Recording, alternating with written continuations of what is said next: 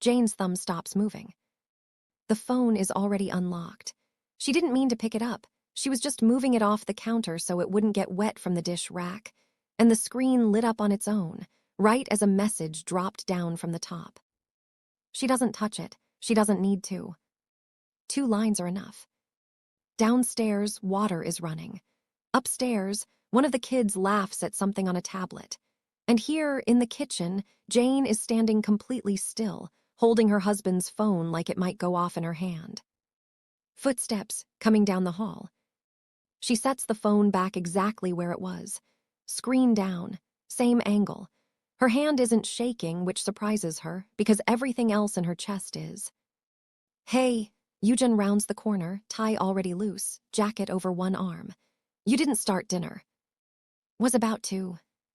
He picks up his phone without looking at it, slides it into his pocket, kisses the top of her head on his way to the fridge, like nothing in the world just happened. Jane watches his back. She doesn't know yet what she's just seen. Not really. 2 lines, half a name, a heart emoji that wasn't meant for her. That's all she has. But something in her has already shifted, the way a house shifts before you notice the crack in the wall, quiet, structural, impossible to unknow. She serves dinner. She listens to her son talk about a dinosaur documentary. She laughs at the right moments. And underneath all of it, one thought keeps circling back, low and steady, like a second heartbeat. What did I just see? The next morning, she watches Eugen get ready for work the way she's watched him 1,000 mornings before, tie knotted in the mirror, coffee poured but barely touched, phone checked 3 times before he's even had breakfast. Nothing about it looks different. That's what unsettles her most. If something is actually wrong, shouldn't it show? She almost asks him, right there at the door, keys already in his hand. The question sits right at the back of her throat, fully formed, ready. She swallows it instead. Have a good day, she says. You too. He doesn't look back before the door closes. Jane stands in the entryway a long moment after he's gone, listening to the quiet the house settles into once he's left it. A quiet that used to feel peaceful and now, for the first time, feels like something else entirely. If you've ever caught something you weren't supposed to see, a message, a look, a name said too carefully, you already know what the next few days feel like.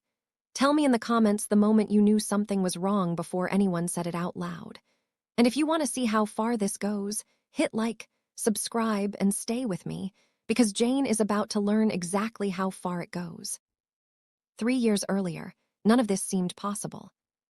Jane had packed 2 suitcases and a life into a plane seat, leaving behind a career she'd built from nothing, a circle of friends who'd known her since she was 19, a mother who cried at the airport gate and pretended it was allergies. She did it for Eugen, for the version of him that used to call her in the middle of the night just to hear her laugh at something stupid, for the promise that whatever came next, they'd build it together. Soul didn't ask her opinion on any of it. It just kept moving, subway announcements she couldn't fully follow, glances that lingered a beat too long on the street, a language she was still catching up to 2 children and 6 years later. She'd learned to read rooms instead of words. She'd gotten good at it. There were good years in there too, real ones, not just the version she tells herself now to make sense of why she stayed so long. Sunday mornings at the market near their first apartment, Eugen translating prices with an ease that used to make her laugh. Her daughter's first steps, caught on video, both of them cheering loud enough that a neighbor knocked to check if everything was all right. A version of him that used to notice when she was tired before she said a word about it. She holds onto those years honestly, even now. Not because they excuse anything that came after, but because pretending the whole marriage was rotten from the start would be its own kind of lie. And Jane has decided she's done living inside lies, even the comfortable ones she could tell herself. Which is exactly why the message on that phone hit different than it would have hit anyone else. Jane didn't need the whole conversation. She'd been reading her husband's face for 6 years. She already knew something in it had gone quiet toward her a long time ago. She just hadn't had proof. Now she does, or the beginning of it. She doesn't confront him that night. She tells herself it's because the kids are still awake, because she needs to think, because a woman doesn't blow up her family over 2 lines of a text she barely saw. She tells herself a lot of things that night, lying next to a man she suddenly isn't sure she knows. He sleeps easily. She doesn't sleep at all. The next morning, Yujun is in a hurry, the way he's been in a hurry for months now, always a call to take, a meeting that can't wait, a reason to leave 15 minutes earlier than he used to. Jane watches him from the kitchen window, briefcase in one hand, phone already pressed to his ear before he's even out the door.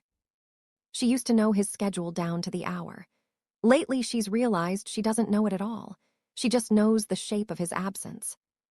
She starts small, not snooping, she wouldn't call it that, not yet, just noticing. The calendar app that used to sync to the family tablet now mysteriously logged out.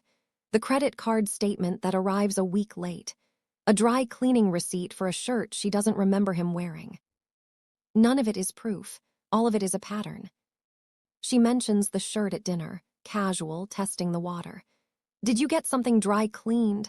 I didn't recognize the ticket. Yujun barely looks up from his plate. Work thing, spilled coffee on myself before a meeting. It's a perfectly reasonable answer. It's also the fourth perfectly reasonable answer he's given her in 2 weeks, and Jane is starting to notice that reasonable answers, stacked high enough, start to look like a wall. She calls her friend Myra that weekend, one of the only people here who actually knows her, not just knows of her as Yujun's wife. Myra works at the same firm's finance department. She hears things. They meet at a small cafe near Myra's office, the kind of place with mismatched chairs and a barista who already knows Myra's order by heart. Jane wraps both hands around a cup she doesn't drink from. You're being paranoid, Myra says first, because that's what you say. Then, quieter, stirring her coffee longer than it needs. But if you want, I could ask around. Carefully. Jane almost says no. Some part of her still wants this to be nothing, wants Myra to come back a week later and say everyone checked. It's fine, you're imagining it. That part of her is the one that packed 2 suitcases and crossed an ocean for this man. That part of her doesn't want to be right. Carefully, Jane repeats. Yeah, okay. Myra studies her for a second too long. You look tired, Jane, not stayed up late tired, the other kind. Jane doesn't answer that. She just nods, like agreeing is easier than explaining, and changes the subject to something about the kids' school schedule until the moment passes. She thinks, on the walk home, about the woman she used to be before Soul, someone who caught most lies within a sentence, who trusted her own read on people the way she trusted her own hands. 6 years of shrinking herself into someone else's life have dulled that instinct without her noticing. She's spent so long not wanting to see the truth that she's forgotten how good she used to be at finding it. She decides, somewhere around the 3rd block, that she's done forgetting. 2 weeks pass like that, small observations stacking against each other, nothing dramatic enough to act on, everything dramatic enough to notice. And then Yujun does something that doesn't fit any pattern Jane's built so far. He starts hiding his phone during a doctor's appointment. Not hiding, exactly, he wouldn't put it that way. But when Jane asks offhand how the checkup went, he changes the subject so fast it practically leaves skid marks. When she asks again, more directly, he says it was nothing, just a physical. Work wants everyone updated on their health records. And picks up his phone off the counter in the same motion, like the 2 things are connected in a way he doesn't want her to look at too closely. Jane files it away. She doesn't know yet that this is the thread that's going to unravel everything. She just knows it doesn't sit right, the same way none of it has sat right for weeks. The following week, there's a company dinner, the kind of event Jane used to enjoy. Back when she still believed in the life it represented. Executives and their spouses, small talk in 2 languages, a banquet room too brightly lit for how quiet everyone's actually being with each other. Jane borrows Yujun's car that morning to drop the kids at school, since her own is in the shop. She catches it before she even means to, a scent in the passenger seat that isn't hers, floral in a way none of her own perfumes are, faint enough that a week ago she wouldn't have noticed it at all. She says nothing. She just sits there for a second too long before starting the engine, hands steady on the wheel, filing the detail away with the others. At the dinner that night, She watches Yujun work the room the way he always does, easy laugh, firm handshake, a hand briefly on someone's shoulder. She used to find that charm reassuring. Tonight she finds herself watching for something else entirely. Which conversations he lingers in a beat too long, whose eyes he avoids, who avoids his. A colleague's wife leans toward her near the dessert table, voice pitched low and careless the way gossip always is right before it lands somewhere it shouldn't. "It's good you came tonight," the woman says. "People notice when wives stop coming." Jane smiles the way she's learned to smile in rooms like this, polite, unreadable, and files that away too. The argument over the family trip happens that same week, small on the surface, enormous underneath. Jane had booked a long weekend at the coast months ago, back when things still felt normal enough to plan around. 2 days before they're supposed to leave, Yujun tells her, almost in passing, that something's come up at work and he can't go. "Cancel it," he says, already halfway out of the room, "or take the kids without me." "This was supposed to be for all of us," Jane says. "You promised the kids the ocean." "I said I'm sorry. What do you want from me?" "I want you to actually be here, Yujun, for one weekend. That's what I want." He doesn't answer that directly. He just says he'll try to make it up to them, in the flat, distracted tone of a man who's already thinking about something else entirely, and leaves the room before she can say anything more. It isn't really about the trip. Jane knows that even as she's arguing about it. It's about the 6 other times this month he's canceled something smaller: dinner, a school pickup, a Sunday morning that used to be sacred. Stacked together, they don't look like a busy season at work anymore. They look like a man who's slowly, deliberately building distance, one small cancellation at a time. That night, after he's asleep, she finds herself standing in the hallway outside their bedroom, phone in her own hand, staring at nothing. She thinks about how easy it would be to just ask him, sit him down, look him in the eye, say, "Tell me the truth and I'll believe whatever you say." She thinks about how she already knows, somewhere under the part of her that's still hopping, that she wouldn't believe him. Not anymore. She goes back to bed instead, waits. The break comes on a Tuesday, the kind of ordinary weekday that never announces itself as the day everything changes.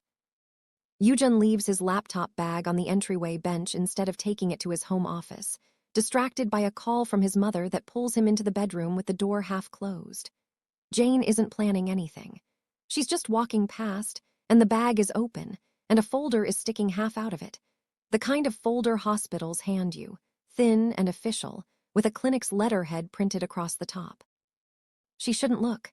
She knows she shouldn't look, the same way you know you shouldn't touch a stove that's clearly hot, and she picks it up anyway, because some decisions aren't really decisions at all. They're just inevitabilities wearing a decision's clothes. Medical terminology she doesn't fully understand. A diagnosis code. A date 3 months old. 3 months. Jane sits down on the bench, folder still in her hands, and does the math without wanting to. 3 months ago, Yujun told her he had a work trip to Busan. 3 months ago, she remembers being annoyed he came home distant and tired and short with the kids, and telling herself it was just work stress. 3 months is long enough to hide a lot of things.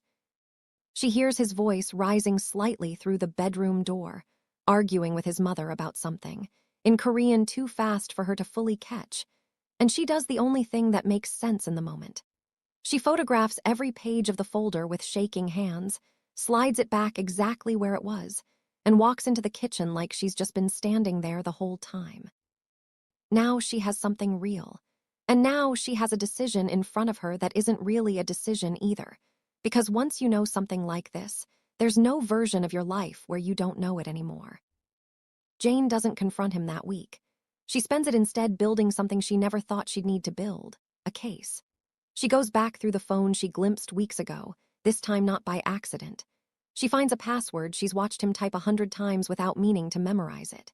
She tells herself once that this makes her no better than him, going through his private things, and then she remembers the folder, the diagnosis, the 3 months of silence, and she stops telling herself that. What she finds doesn't just confirm an affair. It's been going on for nearly a year. There are messages that predate the diagnosis and messages after it, Messages where he tells this woman he loves her in a way he stopped saying it to Jane a long time ago. Messages where he complains about his marriage like it's a job he's tired of. Messages where, 3 weeks after the date on that medical folder, he tells this woman not to worry. He's being careful. Careful. Jane sits with that word for a long time. He knew, and he kept coming home. He knew, and he kept sleeping in the same bed as her. He knew, and he never once gave her the chance to protect herself, or her children, or her own body, because telling her the truth would have cost him something he wasn't willing to pay. If you've ever found out that someone made a choice about your safety without ever asking you, this is the moment everything Jane believed about her marriage starts to collapse, and it's about to get worse before it gets better. She doesn't cry, not at first. She sits at the kitchen table with her laptop open, the messages and the folder both saved in 3 different places now, because some instinct in her already knows she'll need proof later, that a man who hides an affair for a year and an illness for 3 months is not a man who's going to simply admit the truth when asked. She thinks about the kids upstairs, about what this means for them not just emotionally but physically. She makes an appointment for herself the next morning for a full panel of tests and doesn't tell Eugen why. She tells him it's a routine checkup. It's the first time she's ever lied to him, and it doesn't feel like justice. It just feels necessary. The waiting room the next day is quiet in a way that makes her skin crawl. She sits with her hands folded in her lap, running through everything she knows, everything she suspects, everything she still needs to confirm. When the nurse calls her name, her legs feel like someone else's. She won't get results for a few days. She has to go home and act normal in the meantime. Pack lunches, help with homework, sit across from Eugen at dinner and watch him talk about his day like his day was just a day, like there isn't an entire second life running underneath the one she can see. She's never been good at hiding things. She's about to get very good, very fast. The confrontation happens on a Friday night, after the kids are asleep, because Jane decides she will not do this with her children awake in the house, will not risk them hearing something they can never unhear. She sits at the kitchen table when Eugen comes in from a late meeting, the same table where she found out. The folder is there, closed. Her phone is there too, screen dark, everything she needs already saved somewhere he can't delete it. He notices before he says anything. She watches it land on his face, first confusion, then something closer to recognition, then something that looks almost like relief, like part of him has been waiting for this moment for months just so he could stop carrying it alone. Sit down. Jane's voice doesn't shake. She's surprised by that too. He sits. She opens the folder first, slides it across, watches him look at it and then look away, like the paper itself is something he can avoid by not making eye contact with it. You knew, she says. 3 months you knew, and you kept coming home to me, to the kids. Jane. Don't. It comes out sharper than she planned. But she doesn't take it back. I need you to actually tell me the truth, not the version that makes you feel better. The truth. He's quiet for a long moment. Long enough that Jane almost believes he's going to keep lying, keep finding some smaller truth to hand her instead of the real one. Then something in him seems to give out, the way a wall gives out after enough pressure, not gracefully, just suddenly, all at once. There's someone, he says. It's been a while. How long? Almost a year. Jane had already known this number. Hearing him say it out loud is still like something physical, a pressure behind her ribs she wasn't braced for. A year. Their son had started school that year. They'd taken a family trip to Jeju that year, photos of it still up on the wall behind her right now, all 4 of them squinting into the sun, looking in every frame like a family with nothing to hide. Was it real? She hears herself ask, though she isn't sure why it matters, why some part of her still needs to know if the thing that broke her family meant anything at all. Or was it just easy? Eugen doesn't answer right away, and something about his hesitation tells her more than any answer could have. And the diagnosis, she says, does she know? He doesn't answer right away, and that's an answer in itself. Does she know, Eugen? Yes, barely audible. I told her. But not me. I was going to. When? Jane leans forward now, and for the first time in the conversation, her voice cracks just slightly, just enough to let him hear what it's actually costing her to stay this controlled. When were you going to tell me? Before or after you gave it to me, too?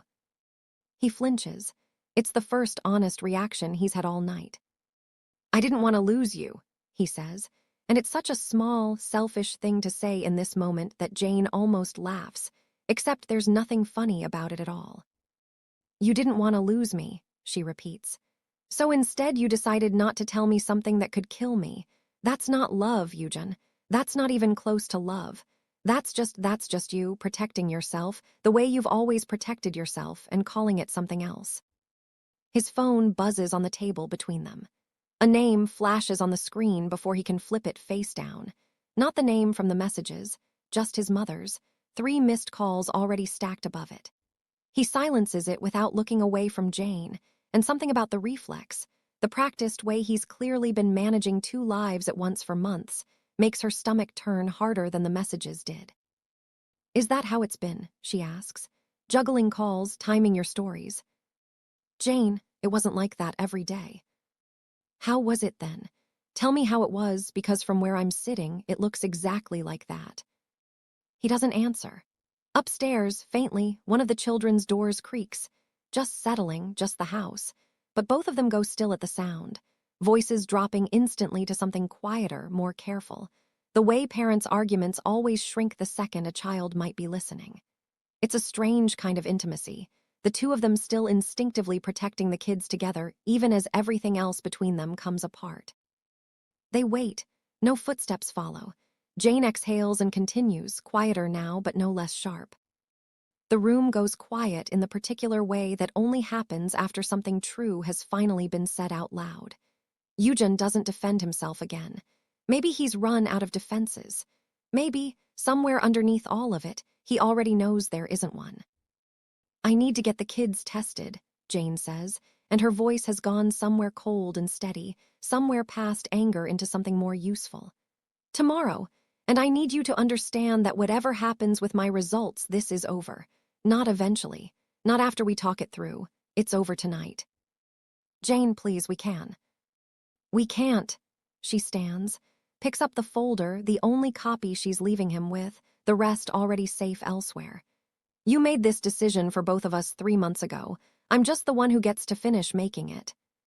She walks upstairs, checks on both kids, sleeping, unaware, still living in the version of their family that existed an hour ago, and closes their doors softly behind her.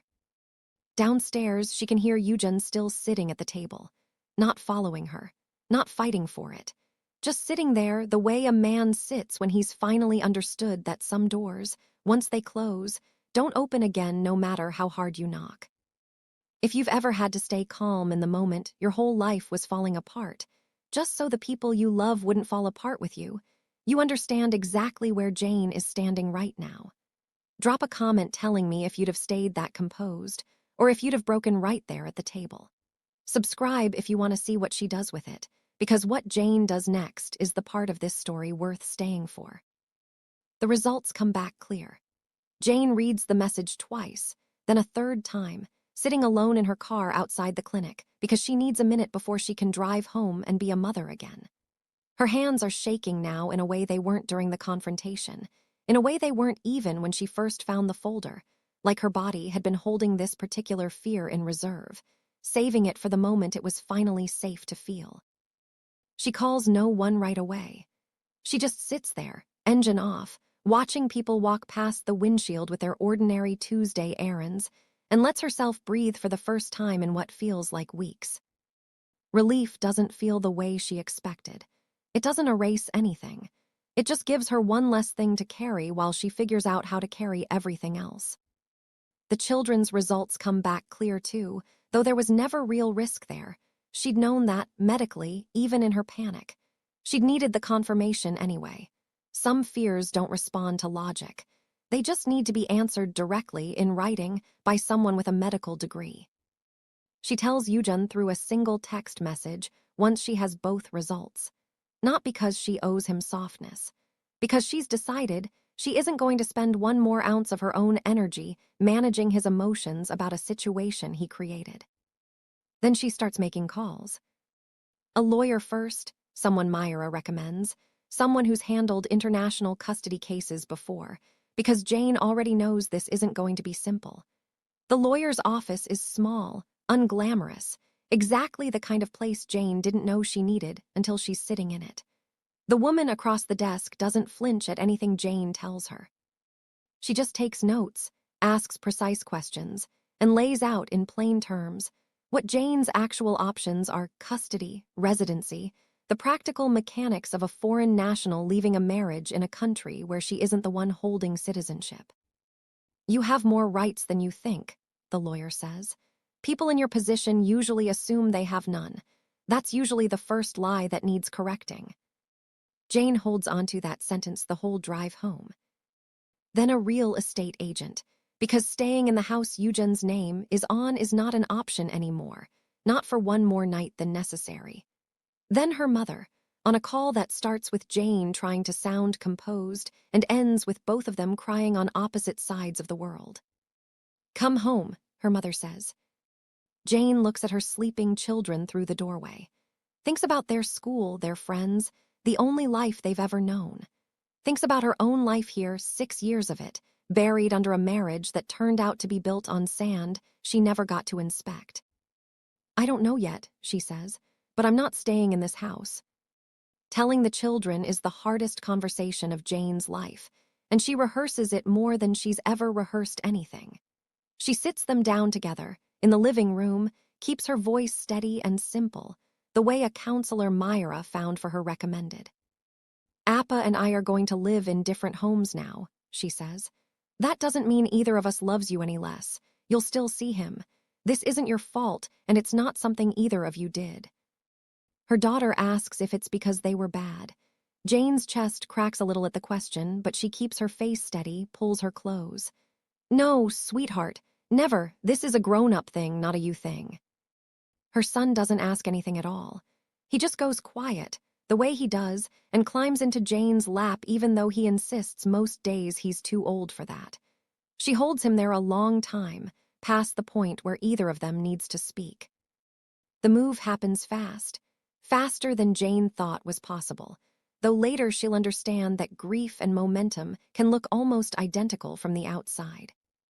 Within 3 weeks, she signed a lease on a small apartment across the city, modest in a way her old life never had to be, 2 bedrooms instead of 4, no garden, no housekeeper twice a week. Just her and her children and a door she locks herself. Packing takes 2 days, most of it done after the kids are at school so they don't have to watch their whole childhood get folded into boxes. Jane moves through the house room by room, deciding in seconds what matters and what doesn't. Furniture Eugen's name is attached to, left behind without a second thought. A chipped mug from her own mother, wrapped in 3 layers of newspaper like something precious, because now it is.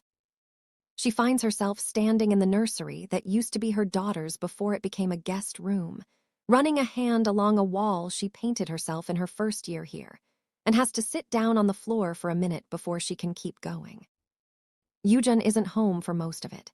Jane isn't sure if that's mercy or avoidance, and she decides, folding a stack of the kids' pajamas into a suitcase, that it doesn't actually matter which. The first night there, her daughter cries because she misses her old room.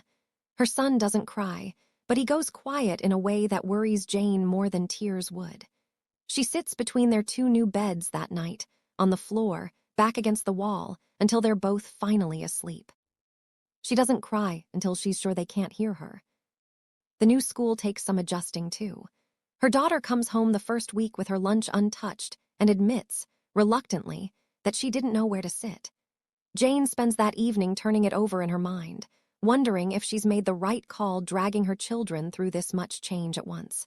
By the second week, though, her daughter mentions a girl named Sujin who saved her a seat without being asked. By the third week, Sujin is coming over on Saturdays, and Jane's daughter is teaching her the hand clap game she learned from her cousins back home, laughing so hard at the kitchen table that Jane has to look away for a second so neither of them sees her eyes go wet. Small proof stacking up the way the bad signs used to stack up in that other house. Except this time, everything she's noticing is pointing somewhere good. Word travels fast in Eugen's world, the way it always does when someone with status has something to hide and stops being careful enough to hide it. It starts as whispers at his office. Then a colleague mentions something to another colleague's wife, who happens to know Eugen's mother, who happens to have opinions about family honor that don't leave much room for compassion. Jane hears about it secondhand, through Myra, and mostly stays out of it. She isn't interested in being part of his unraveling. She has her own life to rebuild, and every hour she spends thinking about his consequences is an hour she isn't spending on her children or on herself. But some things reach her anyway. His parents, once so warm to Jane at family gatherings, cut contact with him almost entirely once the full truth comes out. Not the affair alone, which in certain rooms might have been quietly forgiven, but the diagnosis, the concealment, the fact that he let it sit in his own home for months without a word. In a family that measures itself by reputation, this isn't a private failure. It's a public one. Eugen's mother calls Jane once, a few weeks after the separation becomes final in every way that matters. Jane almost doesn't answer. When she does, she braces herself for blame, for pressure to reconsider, for the kind of call that tries to guilt a woman back into a marriage for the sake of appearances. It isn't that call. "I'm sorry," his mother says instead, voice smaller than Jane's ever heard it. "For what he did, for what it did to you and the children. I raised him better than this, or I thought I did." Jane doesn't know what to do with the apology at first. It isn't hers to accept on Eugen's behalf, and she says as much, gently. But she thanks her anyway, for calling, for saying it plainly instead of dancing around it the way this family usually dances around anything uncomfortable. They don't talk again after that. Jane doesn't need them to. But she holds on to the call longer than she expects to, a small, unexpected proof that not everyone in that old life has chosen to look away from what happened. The other woman disappears from his life not long after. Jane doesn't know the details and doesn't ask for them. She can guess enough. A woman who was willing to be the secret isn't always willing to be the scandal. His career takes longer to unravel, but it unravels. A company built on relationships and image has less patience for a man whose personal collapse keeps leaking into professional spaces, missed meetings, a distracted, diminished version of the executive he used to be. Jane hears he's been quietly moved to a smaller role, then hears nothing at all, which somehow says more. Myra tells her, months later, about running into someone from Eugen's office at a conference. The picture she paints isn't dramatic, no public breakdown, no scandal splashed across anything. Just a man who used to fill a room now shrinking to fit inside it. He eats lunch alone most days, apparently. Stopped attending the dinners he used to work so effortlessly. Moved out of the house they'd shared into a smaller apartment across town. The kind of place Jane imagines has too much silence in it, and not enough reason to fill it with anything else. She doesn't feel triumphant hearing it. She thought she might once, pictured in her angriest moments, exactly this kind of quiet ruin and imagined it would taste like justice. Instead, it just feels like weather happening somewhere she no longer lives. Sad, maybe, in the distant way you feel sad about a stranger's bad luck. Nothing that reaches far enough to touch her own life anymore. She doesn't celebrate any of it. She's too busy. The first 6 months in the new apartment are the hardest of Jane's life, and she's lived through plenty that could compete for that title. The job interview happens in her second week there, a small international school looking for an English teacher, a posting she almost doesn't apply for because her resume has a 6-year gap in it that she isn't sure how to explain without explaining everything. She practices her answer in the mirror the same way she once rehearsed the confrontation with Eugen, except this time she isn't bracing for a fight. She's bracing for a chance. The interviewer, a soft-spoken administrator named Ms. Park, doesn't ask about the gap the way Jane expects. She just asks Jane to describe her ideal classroom, and something in Jane loosens as she answers. She still knows this, still has this in her. 6 years of silence hasn't erased the parts of herself she thought she'd have to rebuild from nothing. She gets a call 2 days later. takes the job on the spot, teaching English to students who remind her, in flashes, of her own children. The same uncertain accent switching, the same in-between feeling of belonging to two places at once and fully to neither. It isn't the career she left behind years ago. It isn't glamorous. Some days the paycheck barely covers rent, groceries, and the small emergencies that always seem to arrive in threes. But it's hers. Every part of it, the schedule, the decisions, the small daily choices about how to spend the hours, belongs entirely to her for the first time in 6 years. She's surprised by how much that matters. How much simply choosing her own dinner, her own bedtime, her own Saturday plans feels like breathing after holding her breath for longer than she realized. There are setbacks. In her second month, the landlord tries to add a fee to her lease that wasn't in the original contract, betting, Jane suspects, that a foreign single mother won't push back. She pushes back anyway, reads every line twice, calls the lawyer Myra recommended, sends a message in careful, deliberate Korean she spends 20 minutes drafting. The fee disappears within a day. It's a small win. She counts it anyway. Then there's the month her son gets sick, nothing serious, just a stubborn fever that won't break, but enough that the school calls twice in 1 week asking her to come get him. She has to choose, the second time, between an extra shift she badly needs and staying home with a small, warm body curled against her side. She stays home, eats the financial hit, watches cartoons with him until he falls asleep on her lap, and doesn't regret it, even later that night when she's doing the math on rent and coming up short. That's the night she finally lets herself cry, really cry, not the controlled, careful tears she's allowed herself in stolen 5-minute windows since this all started, but the kind that comes up from somewhere much deeper. Sitting on the floor of her new kitchen surrounded by unpaid bills, no one there to see it, no one there to manage. She lets it happen for exactly as long as it needs to. Then she wipes her face, makes a pot of tea, and goes back to the math. But there are other nights too. Her daughter, 6 months in, comes home laughing about a joke a new friend told her at school. Her son starts sleeping through the night again, the tension gone from his small shoulders.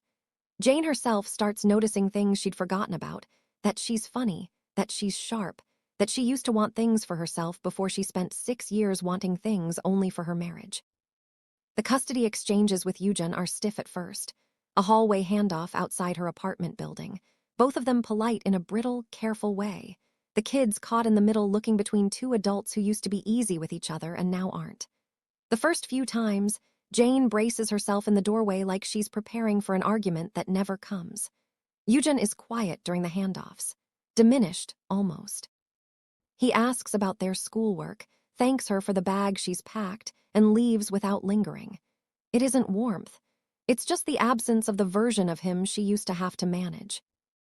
At a school event that spring, another mother, a Filipino woman named Carmen, raising 2 kids largely on her own while her husband works overseas, falls into step beside Jane during pickup and doesn't stop talking for 20 minutes, the good kind of not stopping, the kind that turns into a standing coffee date every Thursday. Jane hadn't realized how much she'd missed this, a friendship that isn't filtered through anyone else's schedule or approval. That exists purely because 2 people like being around each other. She starts seeing the counselor Myra recommended for the kids on her own too, once a month at first, then every other week. In one early session, she finds herself saying something out loud she hadn't fully admitted even to herself, that some small, quiet part of her is grateful, not for the affair, not for any of the pain, but for the fact that it forced her to stop disappearing inside a marriage that had been asking her to disappear for years before she ever found that message on the phone. That doesn't make you ungrateful for what you had, the counselor says. It makes you honest about what it cost you. Jane sits with that for a long time after the session ends, walking home slowly through streets that have started, finally, to feel like they belong to her. By month 6, when she isn't looking for it, Jane realizes she's stopped bracing, stopped waiting for the other shoe, started instead simply living.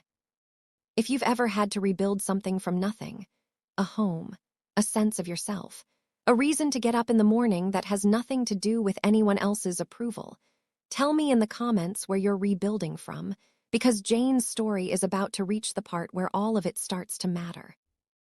A year in, Jane gets an email from Yujun.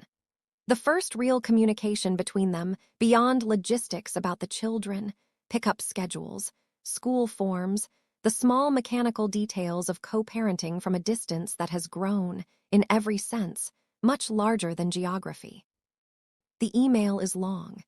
Jane reads it once, standing in her kitchen, then sets her phone face down on the counter and doesn't pick it back up for an hour.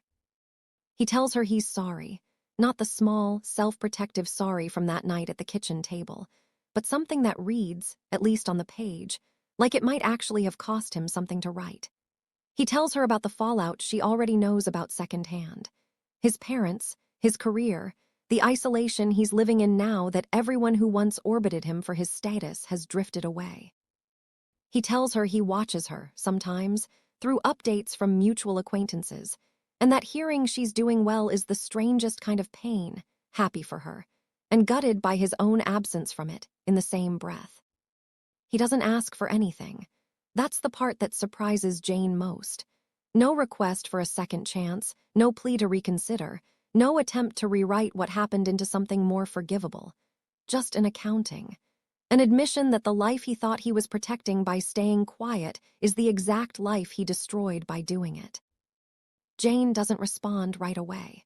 She thinks about it for 3 days, turning the email over in her mind the way you turn over a stone to see what's underneath. When she finally does write back, it's short. She tells him she accepts his apology, not because it changes anything, but because carrying anger for him isn't a weight she wants in her life anymore. She tells him their children are healthy and happy and will always need their father to be honest with them, whatever else he is or isn't. She tells him she doesn't hate him. She means it. That's the part that surprises her most of all. He writes back once more, briefer this time, just to say thank you and to ask, carefully, if he could start joining the children's weekend visits with a little more consistency. Not asking for more than that, not pushing for anything beyond what's already agreed. Jane reads it twice, weighing it the way she weighs everything now, slowly, on her own terms. She says yes, not for him, for the 2 kids who still light up, despite everything, at the sound of his voice on the phone. Some doors, she's learned, don't have to stay locked forever just because they were closed for good reason. Being done with a marriage and being willing to let their father show up are 2 entirely different decisions, and Jane has gotten good, this past year, at telling the difference. Somewhere around month 9, unpacking a box she'd never gotten around to opening, Jane finds a stack of old sketchbooks from before she left home, pencil portraits, half-finished studies, the kind of work she used to do for hours before a career and a marriage and 2 children filled every spare minute of her life. She sits on the floor of her bedroom and flips through them slowly, surprised by how much of herself is still recognizable in those pages, untouched by 6 years of shrinking. She starts drawing again in small windows, after the kids are asleep, before her alarm goes off, stolen 20 minutes here and there. It isn't about becoming an artist again, not really. It's about proving to herself that the version of her that existed before Yujun didn't disappear. It was just waiting, patiently, for room to breathe again. By month 12, Carmen convinces her to sell a few pieces at a small community market. Jane almost says no out of habit, out of the old instinct to make herself smaller than her own ambitions. She says yes instead. Every piece sells by early afternoon. 18 months in, Ms. Park pulls Jane aside after a staff meeting and offers her a position leading the school's new bilingual literacy program, more responsibility, more pay, a title that would have meant nothing to the woman she was 2 years ago and means everything to the woman she's become. Jane says yes before she's even fully processed the offer, then calls Carmen from the school parking lot, laughing in a way that surprises her with how easy it comes now. She thinks, driving home that evening, about the last time she felt this kind of pride, earning something entirely through her own effort, with no one else's name attached to it. It's been so long she'd almost forgotten the feeling had a name. Jane's mother visits at the 1-year mark, her first trip to Seoul since the wedding. She walks through the new apartment slowly, touching things, the chipped mug on the shelf, a drawing taped to the fridge, the small collection of books Jane's started buying just for herself again, and doesn't say much until they're sitting together with tea, kids finally asleep down the hall. "You look like you again," her mother says. "I didn't realize how long it had been since you looked like you." Jane doesn't have a clever answer for that. She just reaches across the table and holds her mother's hand, and they sit there a while, not needing to fill the silence with anything else. 2 years out, Jane stands in a small auditorium at her daughter's school, watching her perform in a spring concert, off-key and completely unbothered by it, grinning at the audience like she owns the room. Jane claps until her hands hurt. Beside her, her son leans into her side, half asleep despite the noise, the way he does now when he feels safe enough to stop paying attention to the room around him. She thinks, watching them, about the woman she used to be in that other house. The one who read her husband's face for warning signs the way other people read weather reports, who shrank herself smaller and smaller trying to fit into a life that was never going to make room for all of her. She thinks, too, about a phone lighting up on a kitchen counter 2 years ago, 2 lines of a message she wasn't meant to see, a hand that didn't shake when maybe it should have. She'd spent months afterward wondering if she'd handled that moment right, if she should have screamed or cried, or done any of the things people expect a wife to do when her whole life cracks open in front of her. Sitting in this auditorium now, she understands finally that she handled it exactly the way she needed to. Quiet, then steady, then gone. Not because she felt nothing, because she felt everything and chose, deliberately, what to do with it. She isn't that woman from the kitchen anymore. She isn't sure exactly when the shift happened. There wasn't one dramatic moment, just 1,000 small decisions stacked one on top of the other, the same way the wreckage was built, decision by decision, choice by choice. Somewhere across the city, she knows, Eugen is living with what he built too. She doesn't check in on it. She doesn't need to. Her daughter finds her after the concert, breathless, cheeks flushed. "Did you see me, Oma?" "I saw you," Jane says and pulls her in close. "I saw all of it." Her son tugs at her sleeve a moment later, quieter, the way he's always been. "Was I loud enough clapping? I clapped really hard." "You were the loudest one in the whole room," Jane tells him, and means it, and watches something in his small shoulders settle at hearing it. The same settling she's watched happen slowly in both of them, month after month, ever since the night she sat on the floor between their beds and promised herself, silently, that whatever came next, they would be all right. They are, all 3 of them, finally fully all right. And for the first time in longer than she can remember, that's exactly true not just of the concert, but of her whole life. She sees all of it now, clearly, on her own terms, standing in a room she built for herself, holding the 2 people who made every hard choice worth making. She doesn't need revenge. She never did. She just needed her life back. And now, finally, it's hers. If this story meant something to you, if you've ever had to walk away from something familiar to find something real, I want to know, was Jane right to forgive him in that email, or should some things stay unforgiven? Tell me your answer in the comments. I read every one. If you want more stories like this, hit like and subscribe, because there's another one waiting for you right after this, and I think you're going to need it too.